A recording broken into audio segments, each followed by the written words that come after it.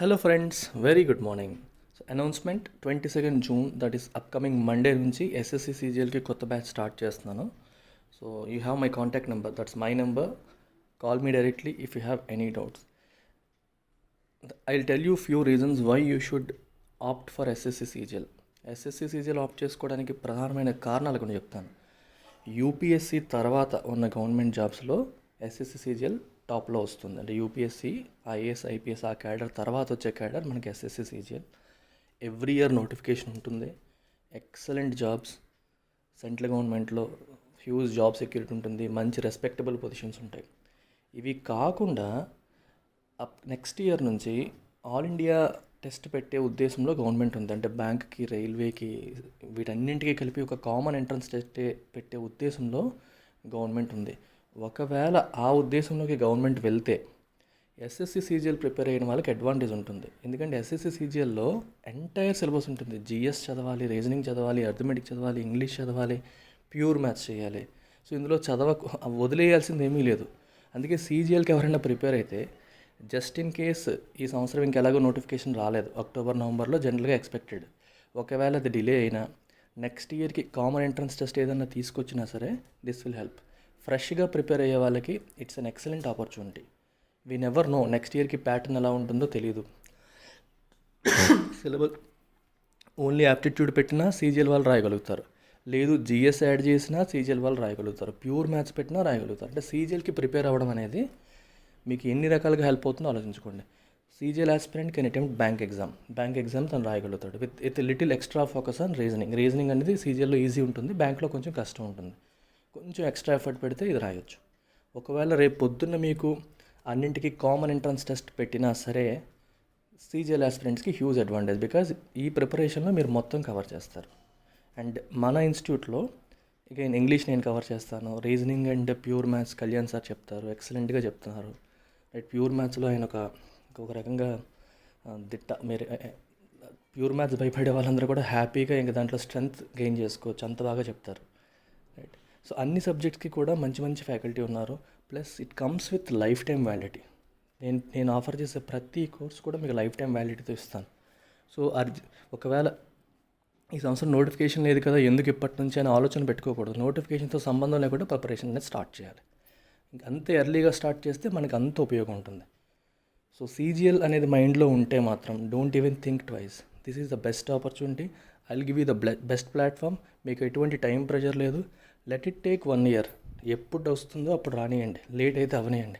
Use that time to build your skills. CGL syllabus ఎక్కువ, ఆ syllabus అంతా cover చేయడానికి చాలా టైం పడుతుంది. మనం చాలా స్లోగా, డీటెయిల్డ్గా ప్రతి ఒక్క టాపిక్ మీద చాలా ఫోకస్ పెట్టి చెప్తాం. So use this opportunity, build your skills, get ready for next year CGL. Next years అంటే ఈ ఇయర్ నోటిఫికేషన్ వచ్చిన ఎగ్జామ్ నెక్స్ట్ ఇయరే జరుగుతుంది కాబట్టి నెక్స్ట్ ఇయర్ Tier 1కి సిద్ధం అవ్వండి. లేదు ఈ ఇయర్ Tier 1 రాసి Tier 2 కోసం వెయిట్ చేస్తున్న వాళ్ళు, మీరు ప్యూర్ మ్యాథ్స్లో వీక్ అయితే సెపరేట్గా ప్యూర్ మ్యాథ్స్ కోర్స్ ఉంది just for 2000 rupees. If you're weak in arithmetic, సెపరేట్గా అర్థమెటిక్ కోర్స్ ఉంది జస్ట్ ఫర్ 2000 రూపీస్. ఇంగ్లీష్లో వీక్ అయితే ఇంగ్లీష్ కోర్స్ ఉంది just for 2000 rupees. So use this opportunity and get in touch with me. ఏ మాత్రం డౌట్ ఉన్నా నాకు కాల్ చేయండి, మొహమాట పడకండి, మాట్లాడదాం. ఓకేనా? So let's get to our editorial today.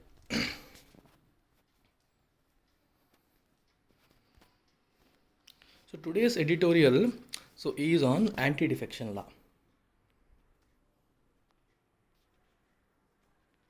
Right. So today's editorial anti-defection law కి సంబంధించింది. మణిపూర్లో ఎమ్మెల్యేలు ఒక పార్టీ నుంచి ఇంకో పార్టీకి, ఒక పార్టీ నుంచి ఇంకో పార్టీకి మారుతూ ఉన్నారు. అందుకే రివాల్వింగ్ డోర్ అన్నారు. డోర్ మారిపోతుంది, తిరుగుతుంది, ఒక చోట ఉండట్లా.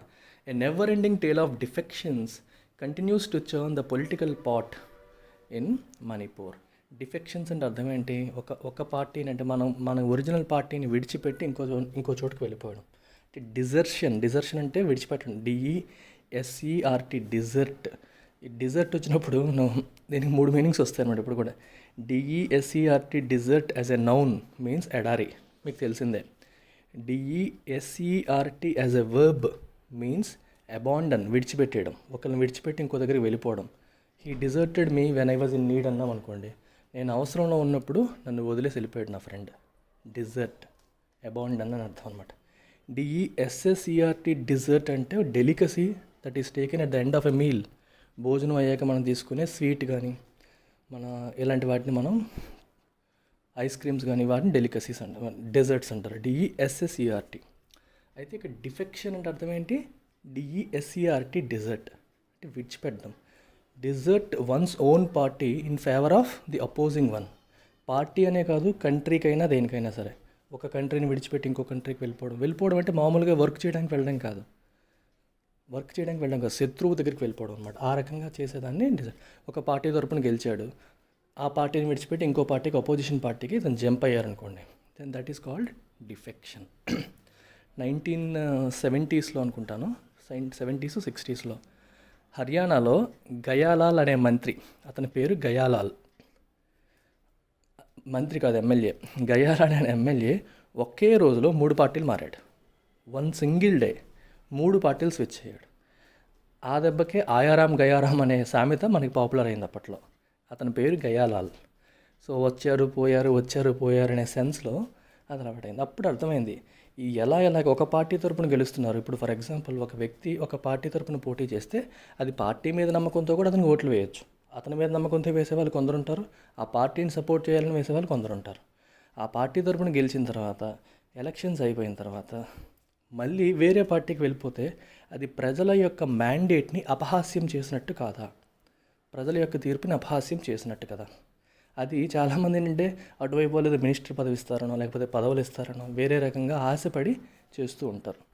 సో దీనికి అరికట్టడానికి మన రాజ్యాంగంలో 52nd కాన్స్టిట్యూషనల్ అమెండ్మెంట్ యాక్ట్ 52వ రాజ్యాంగ సవరణ చట్టం ద్వారా 1985లో 10th షెడ్యూల్ని ఇన్సర్ట్ చేశారు. ఆ 10th షెడ్యూల్లో యాంటీ డిఫెక్షన్ లా ఉంది. యాంటీ డిఫెక్షన్ లా అంటే డిఫెక్ట్ అవ్వకుండా ఆపే ఒక చట్టం. డిఫెక్ట్ అవ్వకుండా ఎలా ఆపుతారు అంటే, వాళ్ళు ఒకవేళ ఒక పార్టీ నుండి ఇంకో పార్టీకి డిఫెక్ట్ అయితే, చేంజ్ అయితే వాళ్ళ పట్ల చట్టరీత్యా చర్య తీసుకునే అధికారం స్పీకర్కి ఉంటుంది. అదే ఆ లా ఎలా ఉంటుందో కూడా చెప్తాను, లాలో ఉన్న లోపాలు కూడా చెప్తాను ఇప్పుడు. యాంటీ డిఫెక్షన్ లా ప్రకారం ఫర్ ఎగ్జాంపుల్ ఏ అనే పొలిటికల్ పార్టీ నుంచి ఎవరైనా సరే గెలిచి ఎలక్షన్స్ అయిపోయిన తర్వాత బి అనే పార్టీకి మారిపోయారు అనుకుందాం. జనరల్గా ఎవరు ఎటు నుంచి ఎటు వెళ్తారు? అపోజిషన్ పార్టీ నుంచి రూలింగ్ పార్టీకి వెళ్తారు. రూలింగ్ పార్టీకి వెళ్తేనే పదవులు వస్తాయి. రూలింగ్ పార్టీ నుంచి అపోజిషన్ పార్టీకి ఎవరు రారు, జనరల్గా రారు, కామన్ టెండెన్సీ అది. సో అపోజిషన్ పార్టీ నుంచి ఒక వ్యక్తి రూలింగ్ పార్టీకి వెళ్తే అపోజిషన్ పార్టీ ఏం చేయొచ్చు? They can request the speaker to disqualify him. అతన్ని డిస్క్వాలిఫై చేయండి అని చెప్పొచ్చు. ఎందుకంటే అందులో మన 10th షెడ్యూల్లో ఏం రాసిందంటే, if he voluntarily gives up his position అని చెప్పి రాసింది. అంటే ఎప్పుడు డిస్క్వాలిఫై చేయొచ్చు? If he voluntarily gives up. Voluntarily gives up అనే పదాన్ని ఎక్స్పాండ్ చేయలేదు అక్కడ, దాన్ని సుప్రీంకోర్టు ఇంటర్ప్రిట్ చేసింది. మీకు రాజ్యాంగం చూస్తే ఇక్కడ నుంచి అక్కడికి వెళ్ళిపోతే అని రాసి ఉండదు, if he voluntarily gives up అని చెప్పి రాసి ఉంటుంది. గివ్ అప్ అంటే అర్థం ఏంటి? విడిచిపెట్టడం. ఏంటి విడిచిపెట్టడం అంటే? గివ్ అప్ అంటే రిజిగ్నేషన్ అనే కాదు, గివ్ అప్ అంటే పార్టీ ఆదేశాలు బేఖాతరు చేయడం. అంటే పార్టీ ఏదైనా చెప్తే అది చేయకపోవడం, లేదా ఇప్పుడు ఏదైనా ఓటింగ్ జరిగిందనుకోండి, పార్టీ ఏమో పలానా దానికి ఓటు వేయమంటే దానికి వ్యతిరేకంగా తిని ఓటు వేయడం, ఇలాంటివన్నీ కూడా గివ్ అప్ కిందకే వస్తాయి అని సుప్రీంకోర్టు చెప్తుంది. సో ఇదే పరిధిలో ఒక పార్టీలో వచ్చి ఇంకొక పార్టీకి వెళ్ళి వాళ్ళ పార్టీకి వ్యతిరేకంగా మాట్లాడడం, వేరే అపోజిషన్ పార్టీలో కలిసిపోవడం. అంటే కలిసిపోవడం ఇన్ ద సెన్స్ వీళ్ళు రిజైన్ చేసి అందులో సభ్యత్వం తీసుకోవట్లేదు, డైరెక్ట్గా వెళ్ళి మంత్రి పదవులు తీసేసుకుంటున్నారు, వేరే పదవులు తీసేసుకుంటున్నారు. ఇవి కూడా డిఫెక్షన్ కిందకే వస్తాయని చెప్పి సుప్రీంకోర్టు కొన్ని తీర్పుల్లో చెప్పడం జరిగింది. సో కాబట్టి they are eligible for disqualification. So అలా డిఫెక్షన్ యాక్టివిటీ జరిగినప్పుడు ఒకళ్ళు రిక్వెస్ట్ చేయాలి. అంటే ఏ పార్టీకి చెందిన వాళ్ళైతే వెళ్ళిపోయారో ఆ పార్టీ వాళ్ళు స్పీకర్ గారిని అభ్యర్థన పెట్టవచ్చు. అయితే ఇందులో ఉన్న లూప్ హోల్ ఏంటంటే, speaker has the authority and power to disqualify him. అందులో డౌట్ ఏమీ లేదు. అయితే స్పీకర్ యొక్క డెసిషన్ని జ్యుడిషియల్ రివ్యూ కూడా ఉంది. అంటే స్పీకర్ డెసిషన్ తప్ప ఒప్ప అని చెప్పి మళ్ళీ కోర్టుకు వెళ్ళే అధికారం ఉంటుంది. కోర్టులు స్పీకర్ తీసుకునే నిర్ణయాన్ని రివ్యూ చేసే అవకాశం కూడా ఉంది. ఇవన్నీ బాగానే ఉన్నాయి. లూప్ హోల్ ఎక్కడొచ్చిందంటే, స్పీకర్ డెసిషన్ తీసుకోవడానికి ఇదమిద్దంగా ఇంత టైం అని చెప్పి పరిధి పెట్టలేదు. 1 డేలోగా డెసిషన్ తీసుకోవాలి, 1 మంత్లోగా తీసుకోవాలి, 2 మంత్స్లోగా తీసుకోవాలి అని చెప్పి టైం లిమిట్ పెట్టలేదు. టైం లిమిట్ పెట్టకపోవడం వల్ల స్పీకర్ ఏం చేస్తున్నారు? ఇప్పుడు జనరల్గా speaker belongs to the ruling party. So speaker ఏం చేస్తారు? ఆయన డెసిషన్ తీసుకోడు, ఎస్ అనడు, నో అనడు, సైలెంట్గా ఉంటాడు. ఎన్నాళ్ళు ఉంటాడు? మొత్తం ఆ టెన్యూర్ అంతా ఉండిపోతారు సైలెంట్గా. అంటే ఆ పార్టీ పదవీకాలం అంటే వాళ్ళకి ఇచ్చిన ఆ తీర్పు పదవీకాలం అయ్యేంత వరకు కూడా సైలెంట్గా ఉండిపోతున్నారు. సైలెంట్గా ఉండిపోవడం అనేది అవుతుంది, ఈ అపోజిషన్ పార్టీ నుంచి రూలింగ్ పార్టీకి వెళ్ళిన వాడు హ్యాపీగా మినిస్టర్ అవుతాడు, అక్కడ చక్కగా 3 ఏళ్ళు 4 ఏళ్ళు పదవిని అనుభవిస్తున్నారు. ఇది ప్రజాస్వామ్యాన్ని అపహాస్యం చేయడం. ఇది మనకు క్లియర్గా తెలుస్తుంది. కానీ ఈ లూప్ హోల్ని ప్లగ్ చేయలేకపోతున్నాం. కోర్టులు ఇన్వాల్వ్ అవ్వచ్చు కదా అంటే కోర్టులు ఎప్పుడు ఇన్వాల్వ్ అవుతాయి? స్పీకర్ డెసిషన్ తీసుకున్న తర్వాత. ఇప్పుడు ఒకవేళ స్పీకర్ లేదు అతను డిఫెక్షన్ ఏమీ చేయలేదు కరెక్ట్గానే ఉన్నాడని డిస్క్వాలిఫై చేయకుండా వదిలేశారనుకోండి, అప్పుడు వీళ్ళు కోర్టుకి వెళ్ళొచ్చు. కోర్టు ఏమో స్పీకర్ని అడగొచ్చు, మీరు ఏ రకంగా చెప్పారు, క్లియర్ కట్గా తెలిసిపోతుంది కదా డిఫెక్షన్ చేశారని, ఆ పదవి కూడా పొందారని తెలుస్తుంది కదా, మరి ఏ రకంగా మీరు చేశారని చెప్పి కోర్టు ప్రశ్నించవచ్చు. కానీ ప్రాబ్లం ఏంటి? స్పీకర్ అసలు డెసిషన్ తీసుకోకుండా సైలెంట్గా ఉండిపోతారు. ఆ సైలెంట్గా ఎందుకు ఉంటారు? స్పీకర్ జనరల్గా రూలింగ్ పార్టీకి చెందిన వాళ్ళు కాబట్టి. సో రూలింగ్ పార్టీకి మన మనిషి రావడమే కదా కావాలి. ఎంతమంది వాళ్ళ పార్టీకి వస్తే వాళ్ళకి హ్యాపీ. ఈ రకమైన what you call abuse of law అనేది జరుగుతుందన్నమాట. In this context let's understand this thing. The politics in Manipur has come under fresh turmoil. Turmoil అంటే a situation of great confusion, uncertainty అన్నమాట. Following the withdrawal of support to the Bharatiya Janata Party-led government from MLAs belonging to National People's Party, 2 independents, and defections by 3 BJP MLAs to the opposition. So ఇప్పుడు ఏమైందంటే politics in Manipur has come under fresh turmoil. మళ్ళీ ఒక confuse స్టేట్లో పడిపోయింది. Following the withdrawal of support the Bharatiya Janata party led government. అక్కడ గవర్నమెంట్లో Bharatiya Janata party lead చేస్తుంది. In fact ఎవరికి అక్కడ మెజారిటీ రాలేదు. తక్కువ వచ్చినా సరే 21 మంది ఎమ్మెల్యేలు వచ్చారు. 59 మంది సభలో 21 సీట్లు భారతీయ జనతా పార్టీకి వచ్చాయి. సో వాళ్ళు ప్రభుత్వాన్ని ఏర్పాటు చేశారు. డైరెక్ట్గా చేయలేరు, వేరే వాళ్ళ సపోర్ట్తో వాళ్ళు ఏర్పాటు చేశారు. సో దానికి సపోర్ట్ చేస్తున్న NPP, national people's party withdraw చేసుకుంది సపోర్టు. ఇద్దరు ఇండిపెండెంట్ సపోర్ట్ చేసే వాళ్ళు విత్డ్రా చేశారు. And defections by 3 BJP MLAs. బీజేపీకి చెందిన 3 ఎమ్మెల్యేలు అపోజిషన్కి జంప్ అయిపోయారు. సో దీనివల్ల మళ్ళీ అన్సర్టనిటీ వచ్చేసింది. ఇన్ఫ్యాక్ట్ వాళ్ళకి ఇప్పుడు మెజారిటీ లేదు.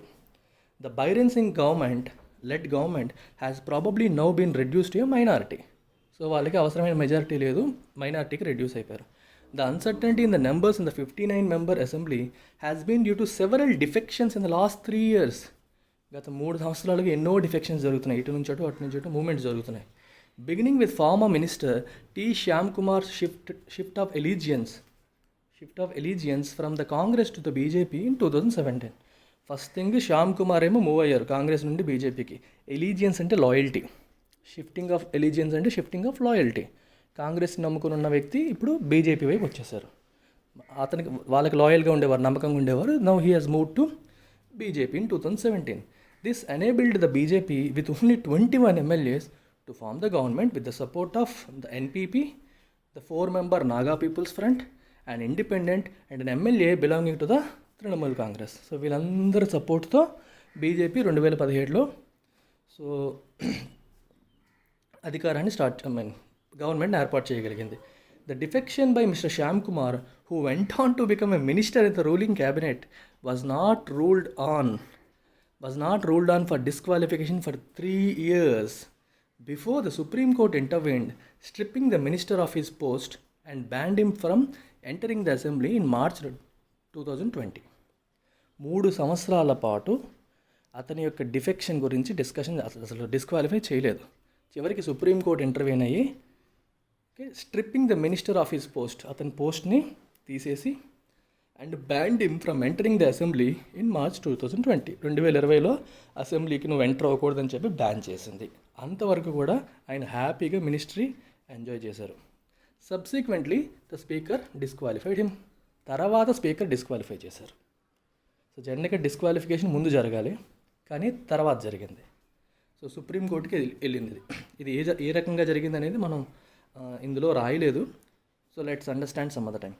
7 more MLAs from the Congress had defected to the BJP since 2017 and the Speaker has yet to rule on their disqualifications.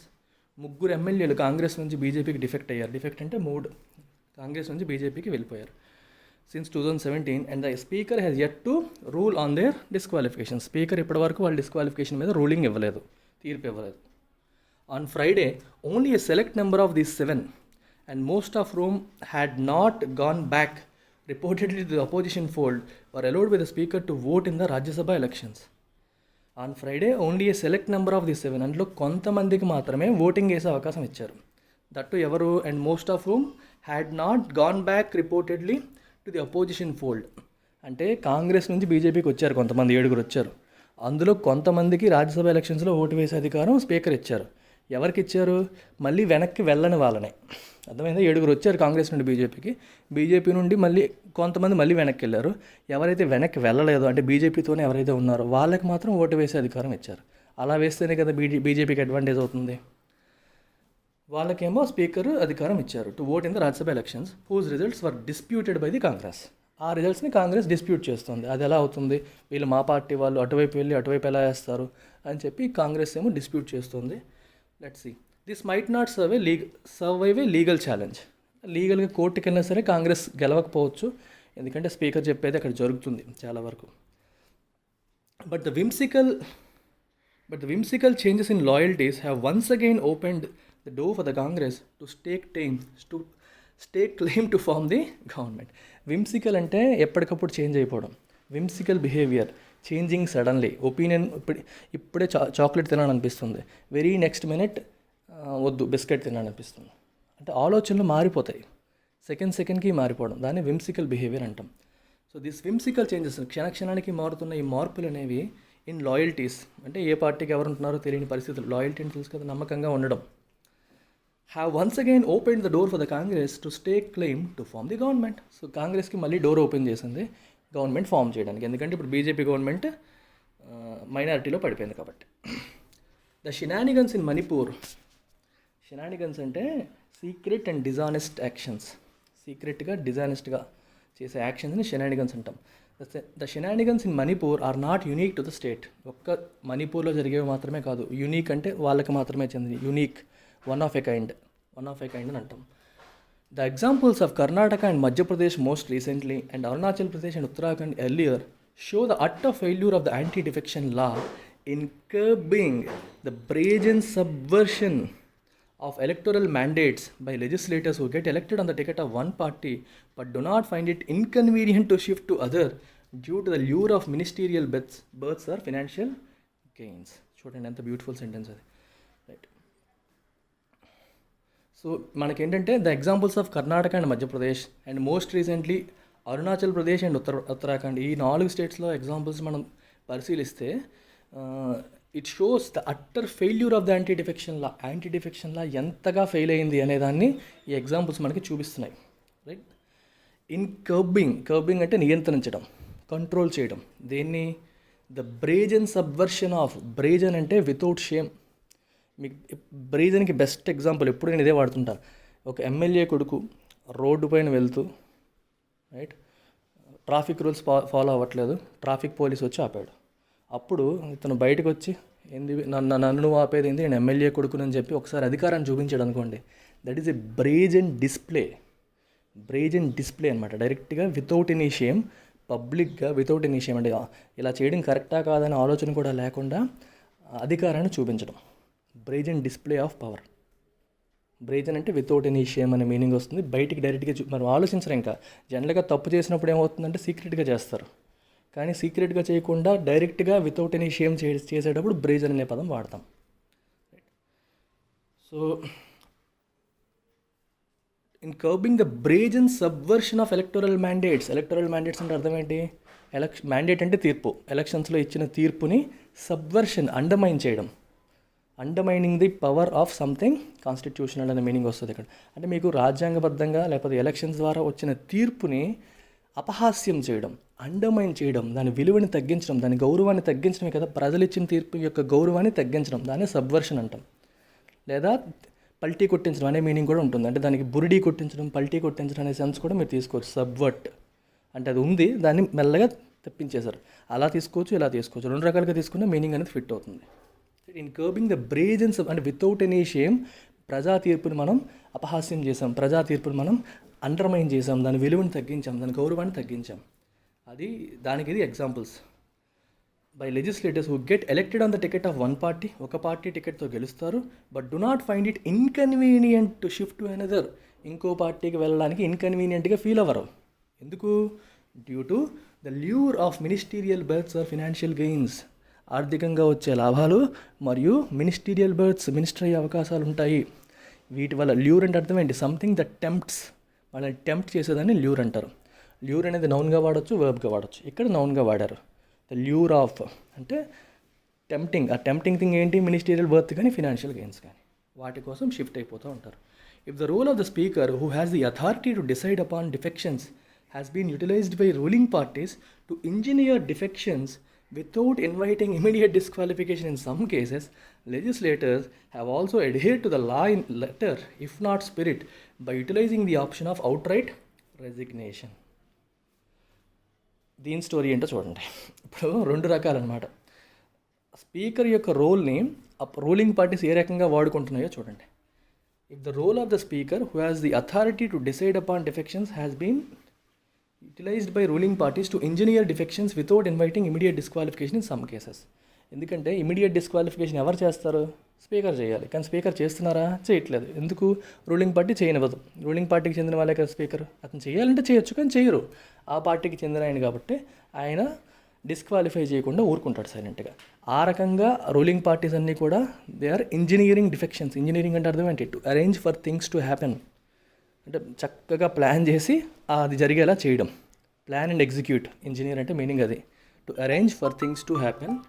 మనం అనుకున్నట్టుగా అవి అయ్యేటట్టుగా చేయడాన్ని మనం ఇంజనీర్ అనే పదం వాడతారు అక్కడ. టు ఇంజనీర్ అది ఒకటైతే legislators have also adhere to the law in letter, if not spirit. కొంతమంది ఏం చేస్తారు? రిజిగ్నేషన్ చేస్తారు. రిజైన్ చేసి షిఫ్ట్ అవుతారు. విచిత్రం ఏంటి? వీళ్ళు చేసిన రెజిగ్నేషన్ కూడా స్పీకర్ ఆమోదించాలి. స్పీకర్ ఆమోదిస్తేనే రెజిగ్నేషన్ చెల్లుబాటు అయినట్టు. వీళ్ళు రిజైన్ చేసి స్పీకర్కి సబ్మిట్ చేస్తారు. స్పీకర్ ఏమో ఆమోదించరు, ఊరుకుంటారు సైలెంట్గా. ఇక్కడ కూడా ఇదే ప్రాబ్లం. సో స్పీకర్ రోల్ని బాగా అబ్యూజ్ చేస్తున్నారు. స్పీకర్ ఆమోదిస్తే అతను రిజైన్ చేసినట్టు, అంతవరకు ఆయన ఇంకా రావచ్చు, వెళ్ళొచ్చు, చేయొచ్చు, అన్ని పనులు చేసుకోవచ్చు. ఇట్లాంటివి కూడా జరుగుతున్నాయి. By utilising the option of outright resignation. This begs the question whether the anti defection law actually serves any purpose today. అప్పుడు అర్థమవుతుంది అసలు యాంటీ డిఫెక్షన్ లా వల్ల ఏమైనా ఉపయోగం ఉందా? Is it serving any purpose? Is it అంటే ఏదన్నా అది దానివల్ల ఉపయోగం ఏమైనా కనిపిస్తుందా అనే క్వశ్చన్ ఇప్పుడు వస్తుంది. In the absence of any amendments to the law suitable, దానికి ఏమైనా మార్పులు చేయలేదు అంటే మార్పులు సూటబుల్ అమెండ్మెంట్స్ లేని పక్షంలో, ఇన్ ద ఆబ్సెన్స్ ఆఫ్ లేని పక్షంలో, the only disincentive for defectors is the possibility that voters might punish them in by election. మరి డిఫెక్ట్ చేసేవాడికి ఇన్సెంటివ్ ఏముంటుంది? ఇన్సెంటివ్ అంటే అర్థమైంది something that encourages you to do something is called incentive. Disincentive అంటే something that discourages you from doing something is called disincentive. డిస్ఇన్సెంటివ్కి ఒక synonym ఏంటంటే deterrent. DETERRENT. Deterrent. Deter అంటే discourage something that to discourage you to do something, దాన్ని deter అంటాం. అంటే వీళ్ళకి deterrent కానీ డిస్ఇన్సెంటివ్ కానీ ఏంటి? ఇలా చేస్తే ప్రజలను మనకు క్షమించరేమో అన్న భయం ఒక్కటే. అదొక్కటే తప్పితే వేరేదేమీ కాదు. కానీ విచిత్రం ఏంటంటే, but as Karnataka recently showed, voters in some states have yet to discern candidacies. Discern అంటే రికగ్నైజ్, అంటే ఐడెంటిఫై చేయడం, రికగ్నైజ్ చేయడం candidacies beyond considerations of patronise and identity. ఇప్పటికీ కూడా ఓటర్లు ఎంతసేపు కూడా they have a strong patronise to party. Strong patronise to patronise అంటే వర్గాలు అనమాట, అంటే సపోర్ట్ అని అర్థం. ప్యాట్రనైజ్ అంటే టు గివ్ సపోర్ట్. విచిత్రం ఏంటంటే ఇప్పుడు చూడండి, ఓటర్లు ఎప్పుడు కూడా చాలామంది మెజారిటీ అందరూ మేము పలానా వ్యక్తి వర్గం, మేము పలానా వ్యక్తి ఇది అని స్ట్రాంగ్ ఎమోషనల్ కనెక్ట్ బిల్డ్ చేసుకుంటారు లోకల్ లీడర్స్తో. లోకల్ లీడర్స్ ఎలా బిల్డ్ చేసుకుంటారు దాన్ని? వాళ్ళకి పదవులు వచ్చాక వాళ్ళ వర్గానికి అవసరమైన పనులన్నీ చేసి పెడతారు, ఏది అడిగినా చేస్తారు. వాళ్ళు అడిగిన పనులు చేసేసరికి వీళ్ళకి లాయల్టీ బిల్డ్ అయిపోతుంది. అతను తప్పు చేసినా ఒప్పు చేసినా ఎలా ఉన్నా సరే అతని వైపే ఉండే లక్షణాలు వస్తాయి. అందుకే ఇప్పటికి కూడా ఐడెంటిటీ పాలిటిక్స్ అంటాం, ప్యాటర్నైజ్ పాలిటిక్స్ అంటాం. సో ఏమవుతుందంటే మంచివనే చేయడం ఆయనతోనే మేము, ఈ రకమైన మెంటాలిటీలు ఇంకా ఓటర్లలో ఉన్నాయి. అంటే ప్రజలు ఇంకా వాటికి మించి ఆలోచించట్లేదు. డిసర్న్ బియాండ్ ప్యాటర్నైజ్ అండ్ ఐడెంటిటీ అంటే మీనింగ్ అది. దానికి మించి ఆలోచించట్లేదు. వాళ్ళ క్యారెక్టర్ ఎలా ఉంది, వాళ్ళు చేసిన పని కరెక్టా తప్ప అనే విషయాల్ని ప్రజలు కన్సిడర్ చేసి ఓట్లు వేయట్లేదు. కర్ణాటక ఎలక్షన్స్ చూస్తే మనకు అది తెలుస్తుంది. ఎంబోల్డనింగ్ పార్టీస్, ఎంబోల్డనింగ్ అంటే టు గివ్ కాన్ఫిడెన్స్. మరి ఓటర్లు అవన్నీ పట్టించుకున్నప్పుడు పండగ చేసుకుంటాయి పార్టీస్, రూలింగ్ పార్టీస్. ఎలాగో వాళ్ళేమి పట్టించుకోరు, ఇవన్నీ మనం నచ్చినట్టుగా చేయొచ్చు. Emboldening parties to retain or seize power through immoral machinations.